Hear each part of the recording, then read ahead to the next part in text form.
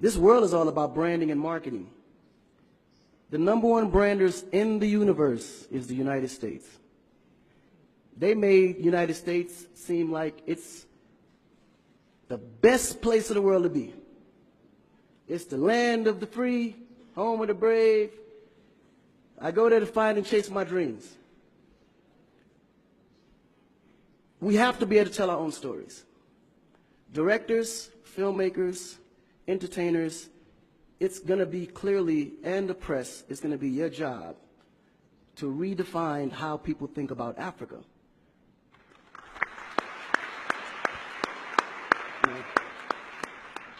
Because you're here, you see what's going on. You clearly can see in a vivid picture the good, the bad, and the ugly. What you choose to put out there is what the world is going to get. Because I can tell you right now, in Chicago alone, there's more people dying in Chicago than there was in the war in Iraq. But you would never see that. There's a lot of things that's happening in the U.S. that you would never see because they choose to show you what they want you to see for. Yeah. It's about country integrity. You have a certain reputation you have to keep. No one puts their family business out into the street. One of the problems we have in Africa is that when something happens, the press is quick to put out negative energy and quick to put out a negative story. And then that story goes on to internet and other broadcasting systems take it and they post it. So when you look at places like Kenya, for instance, that I know of, maybe what, 2 terrorist attacks? But it was everywhere. So now people was afraid to go to Kenya because somebody shot up the mall. But then when you look online, there was over 25,000 attacks in the U.S., but you only knew about maybe 5 or 6. So we have to really rebrand. And then when you look at how the world perceives Africa, they're right. You know, you see zebras, lions, tigers, bears. Oh my. You get to the point where you think Africa's just a big jungle. The images that they're showing of Africa is historical images. This is way before civilization. This is when they were still, you know, battling with spears, like times of Shaka Zulu. No, I'm serious. But then when you look at the U.S., they're showing Superman, Batman, you know? Where is our Superman? Where is our, like, Shaka Zulu should be a superhero today. Really. So we have to tell our own stories. I mean, even Jesus is white. And you believe it. But it's okay because how you were framed, if you taught something from the day you were born, and your mother taught you that, your father taught you that, it's real. You never look at your mom and your dad as liars. But their mother and father taught them the same thing because that's the kind of history that's put out for them to believe. Our history books in the U.S. is all white American history, culture that's been borrowed from other nations. But Africa have to teach the same history of our ancestors, the great things that they have accomplished.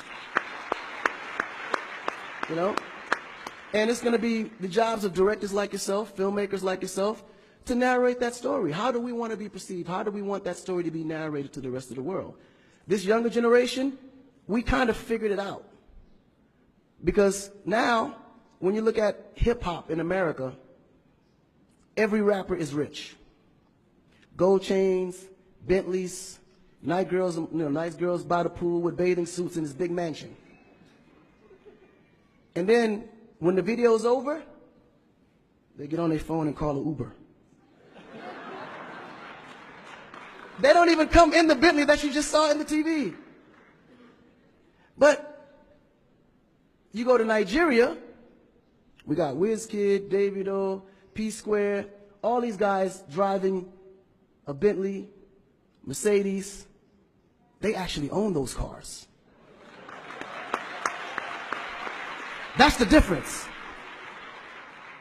But if we don't translate that, they will never know. They think we're going to leave the shoot and go home on a horse or a zebra. Because that's what they know. This is why African Americans are so afraid of Africa. You mention Africa, they start shaking. There's so much fear. They don't know how to translate that.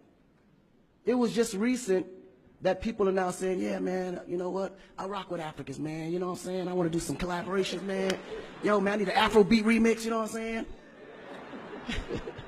But before, they like, man, I don't know that dude. I'm not putting him on my record. So the younger generation is slowly understanding how you have to rebrand the culture, because the culture has adapted. They've actually took everything that we've created and made it look better. They made a superstar look like a superstar. When I look on TV and I see our biggest entertainers, they don't look like stars. That's why you can't really respect the entertainer. If a politician saw a singer, he'd just be like, oh, he's just a local singer.